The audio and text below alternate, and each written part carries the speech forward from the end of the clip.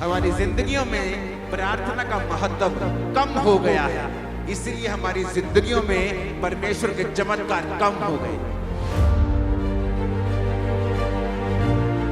क्या आप नहीं जानते, अगर आप प्रार्थना नहीं करेंगे परमेश्वर मूव नहीं करेगा, क्योंकि जिंदगी आपको वो नहीं देती जो आप डिजर्व करते हैं।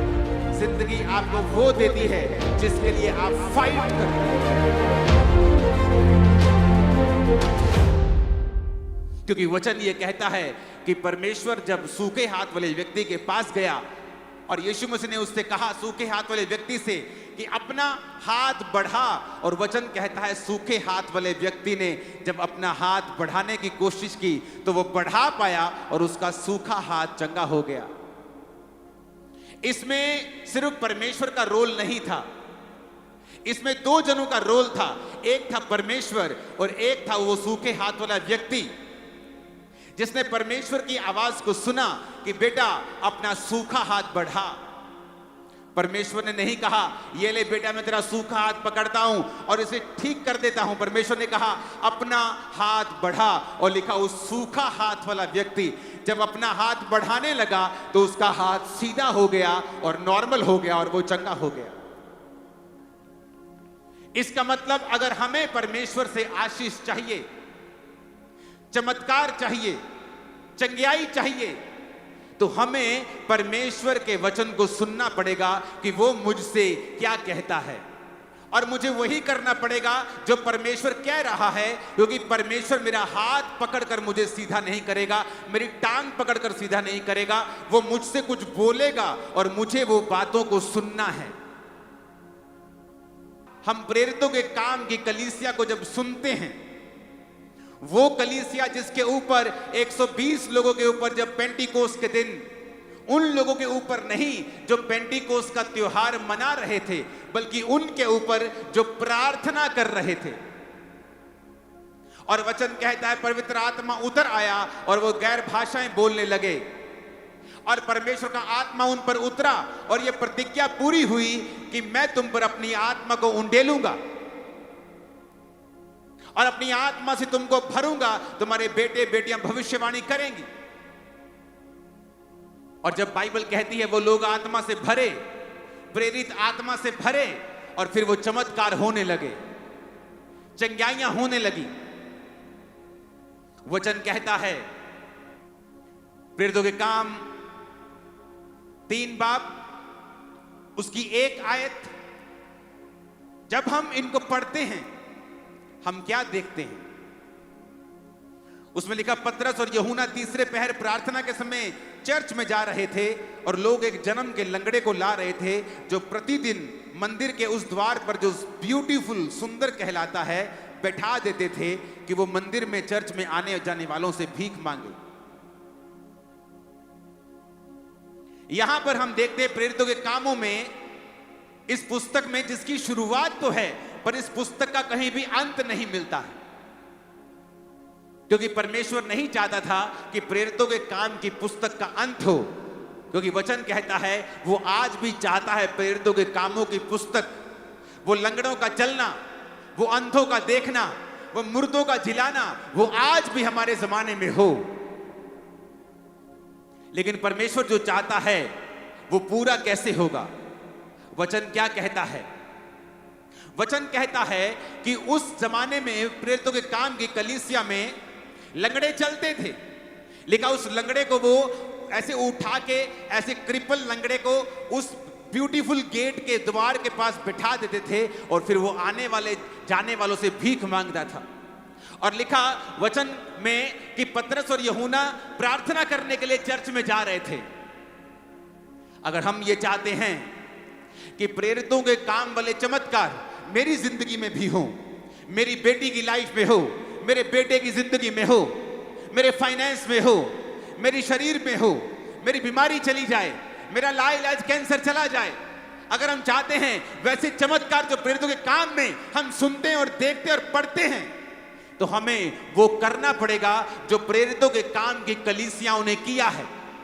अगर सूखे हाथ वाला व्यक्ति अपना हाथ ना बढ़ाता और बोलता कि तू खुद ही कर ले, तो परमेश्वर उसको कभी भी चंगा नहीं करते।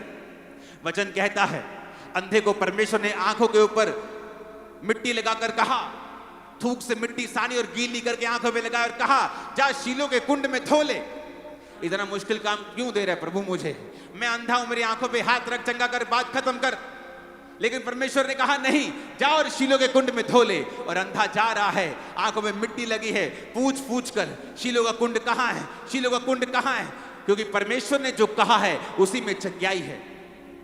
अगर हम ये चाहते हैं कि उस जीसस के टाइम के मिरेकल हमारी लाइफ में हो, अगर हम चाहते हैं प्रेरितों के काम के समय में जो चमत्कार चेलों के द्वारा कलीसिया की जिंदगी में होते थे, अगर आज वो मेरी जिंदगी में हो, तो याद रखिए हमें वही करना पड़ेगा जो प्रेरितों के काम की कलीसिया करती थी। और आज हम देखेंगे कि वो कलीसिया क्या करती थी। परमेश्वर तो सेम है, वो तो एक सा है, वो आज भी लंगड़े चलाता है। आज भी मैंने अपने मिनिस्ट्री में, अपने क्रूसेड्स पे 1 नहीं 2 नहीं 10 नहीं अनगिनत लंगड़ों को चलते देखा है, जिनके के पास सरकारी सर्टिफिकेट है कि ये डिसेबल्ड हैं, ये चल नहीं सकते, सरकारी सर्टिफिकेट है। और उन लंगड़ों को मैंने मीटिंग में चलते हुए देखा है, मंदबुद्धि बच्चों को हील होते हुए देखा है, रोगियों को चंगा होते हुए देखा है, रसौलियों को शरेआम निकलते हुए देखा है। प्रभु तो एक सा ही है, वो कभी बदलता नहीं। वो कल आज और कल युगानुयुग एक सा रहने वाला परमेश्वर है। लेकिन कलीसिया बदल गई है, कलीसिया एक जैसी नहीं है। आज हम प्रेरितों के काम वाली कलीसिया नहीं है। इसीलिए परमेश्वर वचन कहता है एक जगह गया और एक जगह जाकर उनके अविश्वास को देखा, और जब उनके अविश्वास को देखा तो वचन कहता है परमेश्वर वहां पर ज्यादा सामर्थ के काम नहीं कर सका। कौन नहीं कर सका? खुद यीशु वहां पर ज्यादा सामर्थ्य काम नहीं कर सका उनके अविश्वास के कारण। और लिखा फिर थोड़े से बीमारों पर हाथ रखा और उन्हें चंगा किया। बाइबल कहती है प्रभु यीशु मसीह शमौन कोढ़ी के घर में गए और वहां पर एक पापी औरत आकर परमेश्वर के पांव के ऊपर इत्र मलती है, अपने बालों से पोंछती है, और परमेश्वर कहते हैं जा तेरे पाप माफ हुए, अब फिर से गुनाह में मत जाना। और शमौन कोढ़ी सोचता है अगर ये भविष्यद्वक्ता होता तो क्या ना जानता ये औरत जो उसको छू रही है कैसी पापी औरत है। एक व्यक्ति जो कोढ़ी था, और वचन अब भी उसे कह रहा है शमौन कोढ़ी।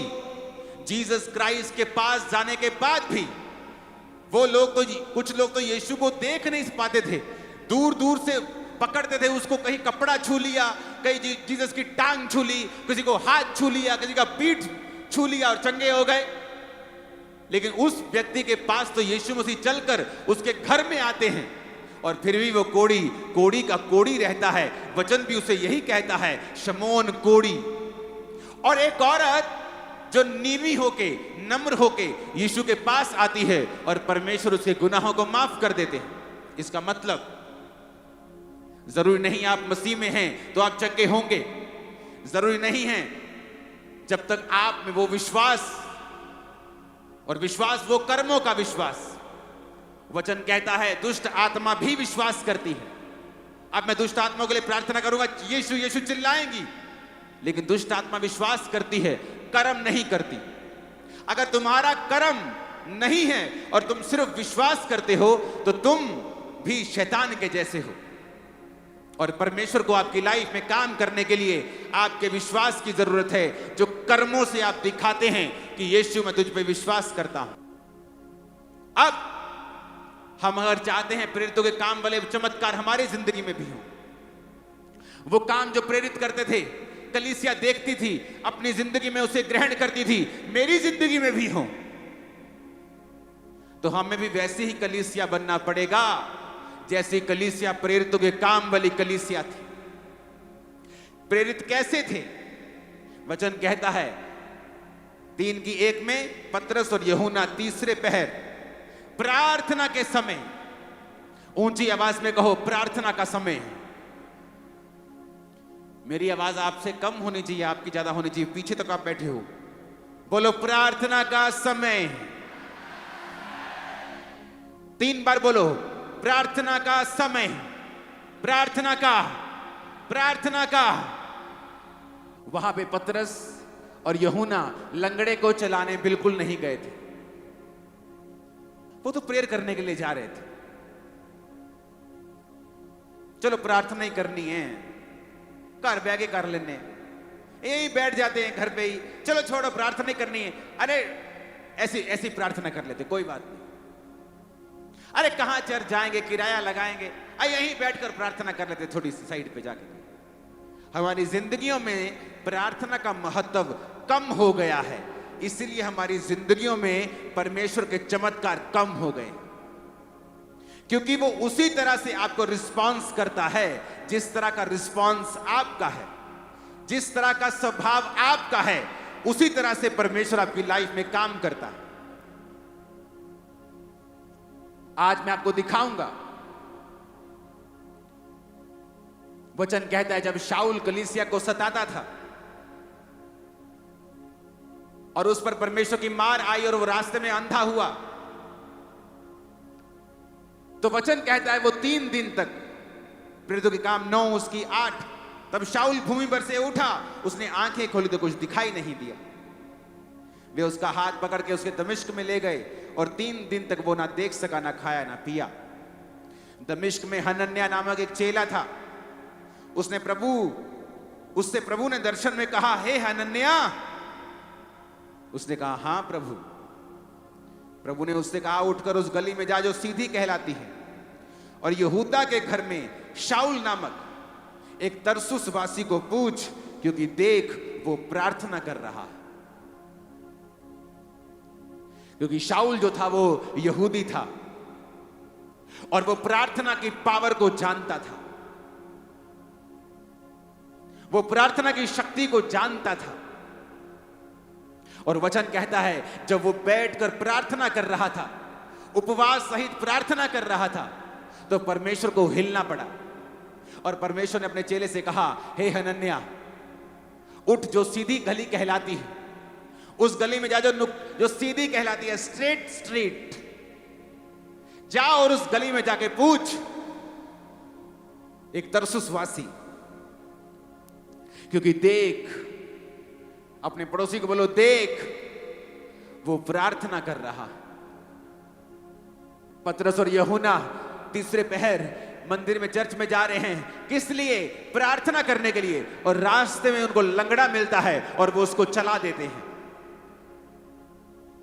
प्रार्थना का महत्व, प्रार्थना की इंपॉर्टेंस कितनी है आपकी जिंदगी में? क्या मायने रखती है प्रार्थना का जीवन आपकी लाइफ में? पूरी प्रेरितों के काम की कलीसिया पढ़ो, पूरा प्रेरितों के काम क्या क्या हुआ। जहां जहां प्रार्थना हुई है वहां वहां परमेश्वर ने मूव किया है। जहां जहां प्रेयर हुई है परमेश्वर ने वहां पे शिरकत की है। जहां जहां प्रार्थना हुई है परमेश्वर ने वहां वहां अपने दर्शन दिए हैं। जहां जहां प्रार्थना हुई है वहां वहां परमेश्वर ने लोगों को चंगा किया है। और जिन्होंने सिर्फ विश किया है, काश मैं चंगा हो जाता, काश परमेश्वर मुझे चंगा कर दे, काश मैं भी अमीर होता, काश मेरी जिंदगी में ये दुख ना होता, वो उसी दुख में पड़े रहते हैं, क्योंकि जिंदगी आपको वो नहीं देती जो आप डिजर्व करते हैं। जिंदगी आपको वो देती है जिसके लिए आप फाइट करते हैं। और वचन कहता है, परमेश्वर ने कहा हनन्याह तुझे जाना होगा। कहता प्रभु मैंने उस विषय में सुना है, ऐसे बंदे के विषय में, ये बंदा जो जिसकी तू बात कर रहा है ना, ये बांध बांध के लोगों को मार रहा है, मैंने सुना है। जीसस ने कहा जा, ये मेरी ओर से ठहराया गया है, क्योंकि वो अब मेरा प्रचारक बनेगा। और वचन कहता है वो गया और उस पर हाथ रखा, आंखों से छिलके गिरे और वो देखने लगा। ऊंची आवाज में कहो आमीन। कुरनेलियस नामक एक व्यक्ति प्रार्थना कर रहा था और वो बड़ा दान देने वाला आदमी था। जब प्रार्थना कर रहा था तो दूत उसके सामने खड़ा हो गया कि जा और फलाने फलाने शहर में एक चमड़े का धंधा करने वाला व्यक्ति है, उसके पास पतरस आया है, उसको बुलवा ले।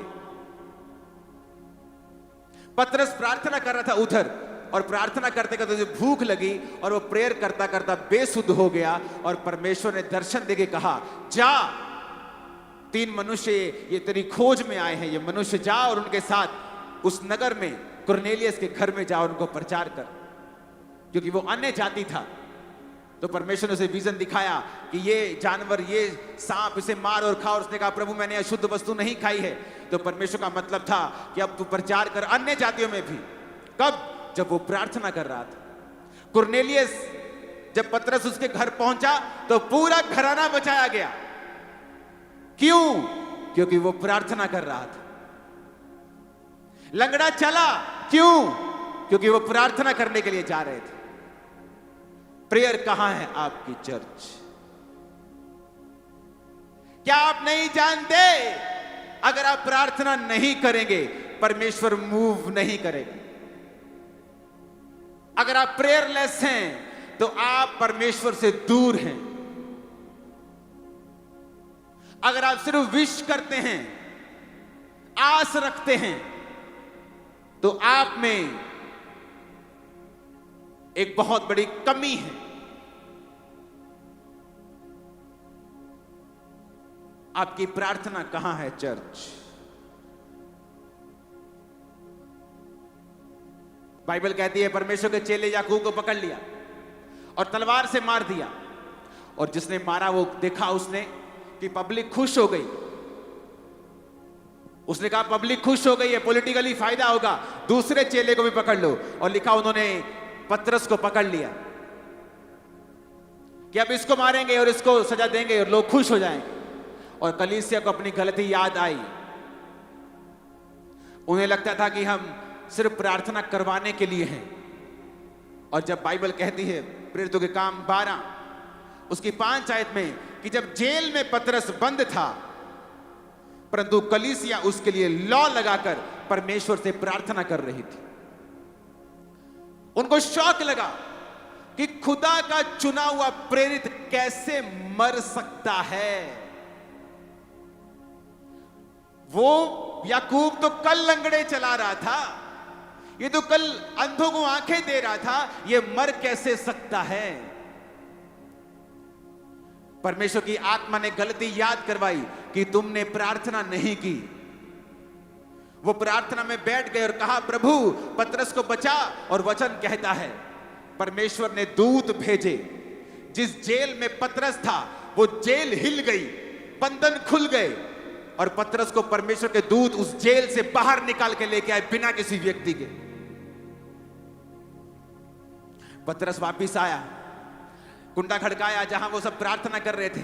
औरत आई, देखा, और वो देख के शॉक हो गई, पतरस कैसे आ सकता है, जेल से बाहर कैसे आ गया ये। अंदर गई, भागी भागी, कहती क्या हुआ क्या हुआ। बाहर पतरस का शायद दूत खड़ा है, पतरस तो नहीं आ सकता, जेल में कौन, किसी की हिम्मत है जेल तोड़ने की। पर कलीसिया प्रार्थना कर रही थी।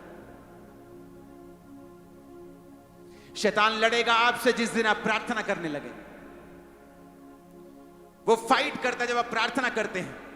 व्हाट्सएप याद आएगा, दुख याद आएंगे, मेंटल चीजें याद आएंगी, नेगेटिव चीजें याद आएंगी। टीवी का सर्वश्रेष्ठ आपका मनपसंद प्रोग्राम आपको याद आ जाएगा। आपका परम मित्र आपको फोन कर देगा, आपको व्यभिचार की बातें याद आएंगी।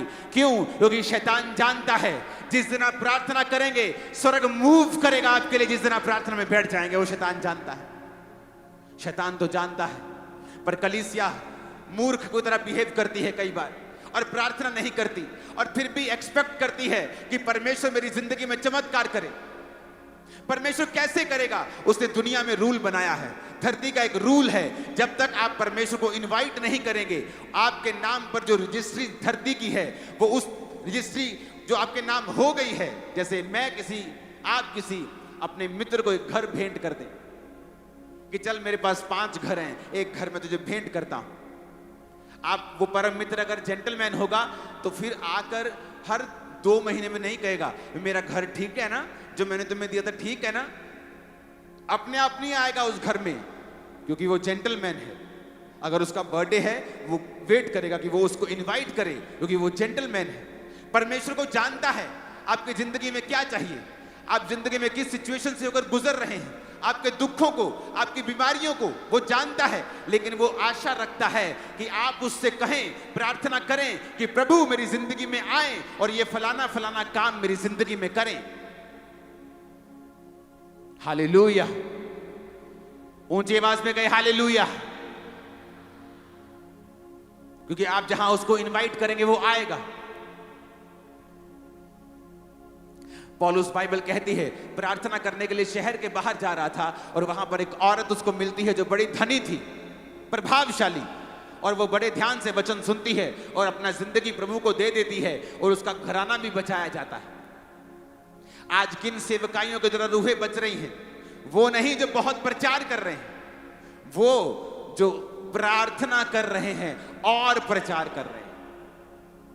किन के द्वारा लंगड़े चल रहे हैं? वो नहीं जो लंगड़े चलाना चाहते हैं, वो जो प्रार्थना का महत्व अपनी जिंदगी में रखते हैं, जो प्रेयर करते हैं, वो लंगड़े भी चलाते हैं।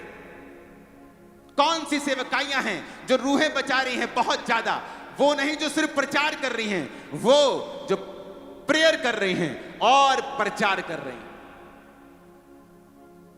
कलीसिया कामों को पढ़िए, प्रेरितों के कामों में पढ़िए, जहां जहां प्रार्थना हुई है वहां वहां परमेश्वर ने मूव किया है। जहां जहां प्रार्थना हुई है वहां वहां परमेश्वर ने काम किया है। जिस जिस व्यक्ति ने प्रार्थना को महत्व दिया है, प्रभु ने उसकी जिंदगी में बड़े काम किए हैं। प्रेरितों के काम 13 उसके 2 में लिखा है, जब वो उपवास सहित प्रभु की उपासना कर रहे थे तो पवित्र आत्मा ने कहा, मेरे लिए बरनबास और शाऊल को उस काम के लिए अलग करो जिसके लिए मैंने उन्हें बुलाया है। सब कहो आमीन। आप प्रेयरलेस हैं, आप क्रिश्चियन हैं, लेकिन प्रार्थना नहीं करते। आप भले आदमी हैं, आपने किसी का कुछ बुरा नहीं किया, लेकिन फिर भी शैतान आपकी लाइफ पर कॉन्टिन्यूस अटैक करता रहेगा। आपकी सेहत को वो चुराएगा, क्योंकि वो काम यही करने आता है। वो चुराता है, घात करता है और नष्ट करता है। और जहां जहां प्रार्थना करेंगे वहां वहां परमेश्वर को देखेंगे। जब जब आप प्रार्थना करेंगे आप परमेश्वर को मूव करता हुआ देखेंगे, अपनी लाइफ में, अपनी सेवकाई में, अपने फाइनेंस में। मेरी चर्च के बिलीवर्स रोज रात को 8 बजे प्रार्थना पहाड़ की प्रार्थना करते हैं 9:30 तक। ये 1.5 घंटा मैंने कहा उनको प्रार्थना करना जरूरी है, ताकि कम से कम 1.5 घंटा तुम्हारा ये परमेश्वर में चला जाए। सुबह उठो, 45 मिनट पर्सनल प्रार्थना करो। रात को सोते हुए बाइबल पढ़ो और छोटी सी प्रार्थना करो। तुम्हारी जिंदगी में प्रार्थना की कमी खत्म हो जाएगी। और जब आपको प्रार्थना करना आ जाएगा, क्योंकि उसके लिए शब्दों की जरूरत नहीं होती, आप अपने बाप के पास जब बैठते हैं तो अच्छे शब्दों के साथ नहीं बैठते कि आज मुझे मम्मा से मिलना है, डैडी से मिलना है, क्या बोलूंगा। आप कभी सोचते हैं क्या? कभी नहीं। आप बैठ जाते हैं, जस्ट बैठ जाते हैं। कोई उधर की बात, उधर की बात, उधर की बात, बातें शुरू हो जाती हैं। ऐसा ही परमेश्वर आपका प्रेमी पिता है। जब आप उसकी हुजूरी में बैठ जाते हैं, धन्यवाद करते हैं, उसकी प्रेजेंस में रहते हैं, रोज उससे मिलने के लिए आते हैं, रोज प्रार्थना करते हैं, फिर वो देख नहीं पाएगा आप बंधनों में है तो वो तोड़ेगा उसको। बीमारी के बंधन को तोड़ेगा, बांझपन के बंधन को तोड़ेगा, गरीबी के बंधन को तोड़ेगा, श्रापों को तोड़ेगा, बीमारी को तोड़ेगा, गरीबी के श्रापों को तोड़ेगा वो। जब आप मूव करेंगे प्रेयर, प्रभु प्रेरितों के काम वाले मिरेकल तू मेरी लाइफ में क्यों नहीं करता? प्रभु कहता तू प्रेरितों के काम वाली प्रार्थना क्यों नहीं करता? वो चर्च में संडे गोअर्स नहीं थे, सिर्फ संडे चर्च नहीं जाते थे, रोज संगति करते थे। सिर्फ टाइथ नहीं बोते थे, अपना सब कुछ परमेश्वर के पांव में रख देते थे। गरीब नहीं रह गए वो। अगर एक ने घर दे दिया अपना, तो परमेश्वर ने उसको दुगना दिया, तिगना दिया। वो ब्लेस भी होते जा रहे थे, प्रार्थना में बढ़ते भी जा रहे थे, और एक एक दिन में 5-5 हजार बपतिस्मा होते थे। क्योंकि वो प्रेरित प्रार्थना करने वाले थे, वो कलीसिया प्रार्थना करने वाली थी। सेवकाई बढ़ गई, मुश्किलें आई, एडमिनिस्ट्रेशन आके बोलता है, ये लोग कंप्लेंट कर रहे हैं कि आप हमारी विधवाओं की सुधि नहीं लेते। उन्होंने कहा हम अगर लंगर खिलाएंगे तो प्रार्थना कौन करेगा। उन्होंने कहा 7 मनुष्य चुन लो जो आत्मा से भरपूर हो, वो लंगर खिलाएंगे, लेकिन हम प्रार्थना और वचन की सेवकाई में लगे रहेंगे। प्रेरितों को मालूम था अगर हम एडमिनिस्ट्रेशन में बिजी हो गए, सिर्फ लोगों से मिलने में बिजी हो गए, उनकी जरूरतों में बिजी हो गए, तो प्रार्थना अगर खत्म हो गई तो समझो सारी सेवकाई खत्म हो गई। अगर प्रार्थना खत्म हो गई तो समझो सब खत्म हो गया। अगर प्रार्थना में कमी है तो समझो सब गड़बड़ और सब घोटाला है, सब तरफ कमी। मेरी पत्नी प्रार्थना करती, तुम अंधे रहना चाहते हो क्या? तुम नहीं चाहते परमेश्वर तुमसे बात करे, तुम्हें छुड़ाए, तुम्हें शांति दे, तुम्हारी अगुवाई करे, तुम्हें दिखाए कहां रॉन्ग है कहां कुछ सही है? तुम नहीं चाहते हो क्या? अगर तुम भी चाहते हो तो तुम्हें भी प्रार्थना करना पड़ेगा। आज जब कलीसिया प्रार्थना नहीं करेगी, वो नहीं देखेगी परमेश्वर को मूव करते हुए। वो अच्छी होगी, भली होगी, संडे चर्च गोअर होगी, लेकिन अपनी जिंदगी में परमेश्वर के बड़े कामों को नहीं देख पाएगी। एक importance, very important prayer, very important. पतरस यूहन्ना स्पेशली प्रार्थना करने के लिए चर्च में जा रहे हैं, स्पेशली तीसरे पहर। कोई शाम को प्रार्थना करने के लिए स्पेशल शहर के बाहर जा रहा है, स्पेशल प्रार्थना करने के लिए जा रहे हैं। और हमारी प्रार्थना में व्हाट्सएप ऑन रहता है, मोबाइल की घंटी बिना साइलेंट मोड में रहती है। कोई भी आपको कॉल कर सकता है, आप फोन उठाएंगे, कोई भी आपको मैसेज कर सकता है, आप उसका जवाब देंगे। और इधर आप प्रार्थना कर रहे हैं और उधर आपका फोन बज रहा है, आपका टीवी ऑन है, आपकी बाइबल कहती है कि कुंडी लगा के प्रार्थना करना, विदाउट डिस्टर्बेंस, विदाउट डिस्ट्रैक्शन। और परमेश्वर से अपने पिता से गुप्त में प्रार्थना करना। तेरा पिता जो गुप्त में देखा, पब्लिकली तुझे रिवॉर्ड करेगा। तुम्हारे रिश्तेदार तुम्हारे रिवॉर्ड को देखने वाले हैं आज के बाद। ऊंची आवाज में कहो हालेलुया।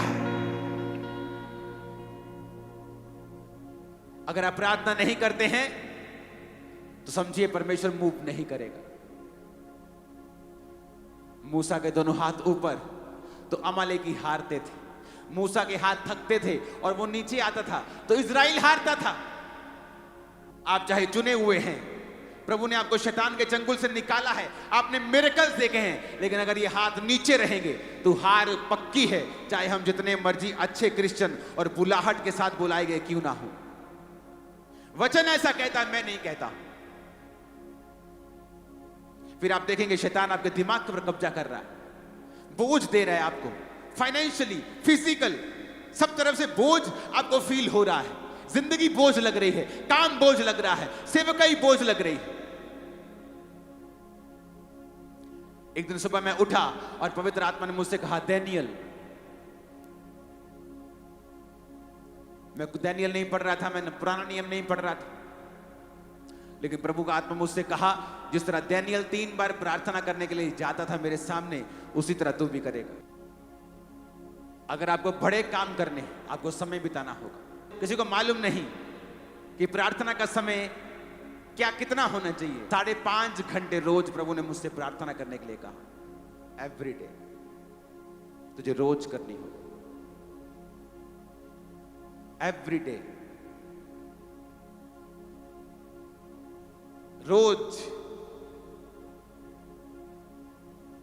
आपको लगता है ये सेवकाई बड़ी है, सैकड़ों ब्रांचेस हैं, लाखों लाखों, गिनती नहीं हो पाती। जब टेंट लगता है तो बोलते हैं, यार क्या लगा रहे हो तुम, कैसे लोग आएंगे? ये तुम किलोमीटरों में टेंट लगाते हो क्या? लेकिन जब लोग देखते हैं भरते जा रहे लोग, भरते जा रहे लोग, भरते जा रहे लोग, आते जा रहे, आप पता नहीं कहां से आ रहे, आपको लगता है कि बहुत इस पे हमने करोड़ों खर्चा किया इसकी एडवर्टाइजमेंट पे। नहीं, प्रेयर्स वो करती है जो आपका पैसा नहीं कर सकता। वो आपके हृदय में डालता है परमेश्वर। जब प्रार्थना होती है वो आपके हृदय में डालता है, चल क्रूसेड पे, चल मीटिंग में। पास्टर्स निराश रहते हैं अपनी कलीसिया से, अपने लोगों से। परमेश्वर आपको तब तक निराश करेगा जब तक आप खुद घुटने नहीं टेक लेते रोज घंटों घंटों। और वो आपको मेक श्योर करेगा कि आप निराश रहें। लोग आपको निराश करते रहेंगे, कलीसिया टूटती रहेगी, चीजें अच्छी नहीं होंगी जब तक आप फैसला नहीं करेंगे मुझे प्रार्थना करनी है घंटों घंटों। जब मेरी चर्च में 25 लोग आते थे और जैसे ही 25 से 32 हो जाते थे तो हम बोलते थे ओवरफ्लो हो गया आज, क्योंकि उस कमरे में 25, 26, 27 लोग आते थे खींच के। और जब 5-6 एक्स्ट्रा होते थे तो कमरे के बाहर ऐसे बैठते थे, बोलते ओवरफ्लो हो गया, ओवरफ्लो हो गया, आज चर्च में ओवरफ्लो हो गया। मेरी प्रार्थना तब भी उतनी थी। जब 500 लोग हुए, विजिट पे जाना है, उधर फोन आ रहा है, उधर फोन हो रहा है, परमेश्वर ने कहा नहीं, अपने आप को इतना बिजी नहीं करना कि तुम्हारी प्रेयर लाइफ खत्म हो जाए। इसलिए मेरी प्रार्थना का जीवन 2004 में मसीह में मैं आया और 2005-6 से लेके आज तक 20 साल से मेरा सेम प्रेयर लाइफ। इसलिए सेवकाई, इसकी हजारों सैकड़ों ब्रांचेस, काम, क्रूसेड्स, मीटिंग्स, 7 लाख मेंबर्स, बिना किसी स्ट्रेस के हम चलते हैं। सेवकाई का कोई स्ट्रेस हमारी लाइफ पे नहीं। और लोग पूछते हैं कैसे? Prayers, only prayers, only prayers. कोई बुद्धि नहीं है, कोई ताकत नहीं है, कोई बल नहीं है, सिर्फ प्रार्थना।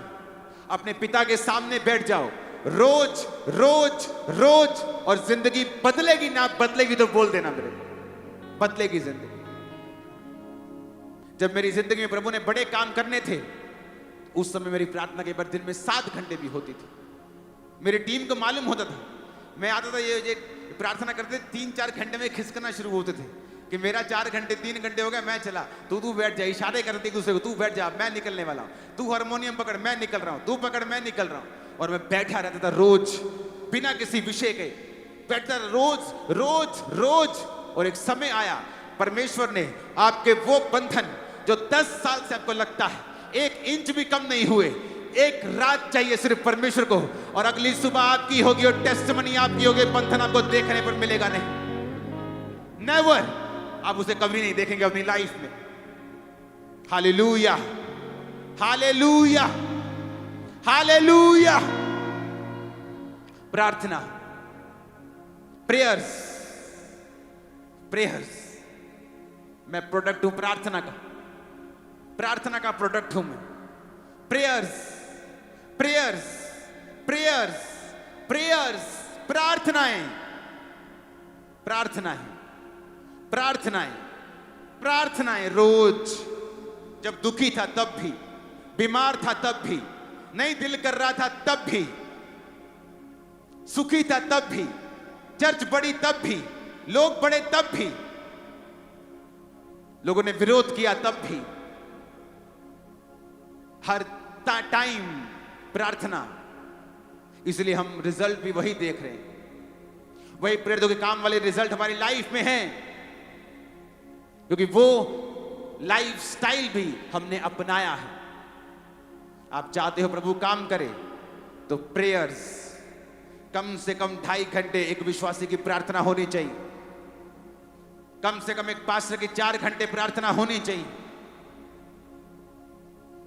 क्योंकि आप तभी लोगों को कुछ दे पाएंगे अगर आपके पास कुछ है तो। मेरा गिलास अगर ओवरफ्लो हो रहा है तो मैं आपको पानी पिला पाऊंगा, अगर मेरा ही आधा है तो मैं आपको पिला नहीं सकता। वो मेरी प्यास बुझाएगा, वो पूरी नहीं बुझाएगा। हालेलुया। मेरी प्रार्थना आज से आप रोज प्रार्थना में बैठेंगे और खुदाबंद बड़े काम करें, आप स्टूडेंट हैं, प्रे करो। Housewife, home maker, prayer. Businessman, prayer. Dawood के जैसा कोई राजा जिसको दिन में 10 चीजें करनी है, 10 लोगों से मिलना है, पूरा राज्य संभालना है, और वो कहता है मैं दिन में 7 बार तेरी स्तुति करता। आत्मिक चीजों को पीछे करके हम आगे नहीं बढ़ पाए। आज के बाद घर में जाइए, अपने समय को बांटिए। अगर आप प्रार्थना पहाड़ के साथ नहीं जुड़े हैं तो अपनी प्रार्थना को किसी भी समय अलग कर लीजिए कि ये टाइम मैं प्रार्थना करूंगा, करूंगी। एक पवित्र समय साइड पे रख दीजिए। रोज खुदा से बात कीजिए, रोज उससे मिलिए, रोज उसके साथ बैठकर वर्शिप कीजिए उसकी। मैं आपको दावा करता हूं आपकी जिंदगी आज रात के बाद कभी सेम ना हो। आमीन। ऊंचाई आशीष हमारी है चर्च। मैंने कहा आमीन। ऊंचाई आशीष हमारी है चर्च।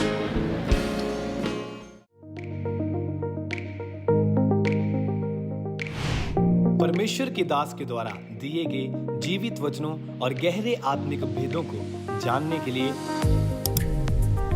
आप हमारे YouTube चैनल को अभी सब्सक्राइब करें और बेल आइकन को दबाना ना भूलें, ताकि हर एक नई अपडेट और अनाउंसमेंट सबसे पहले आप तक पहुंच सके।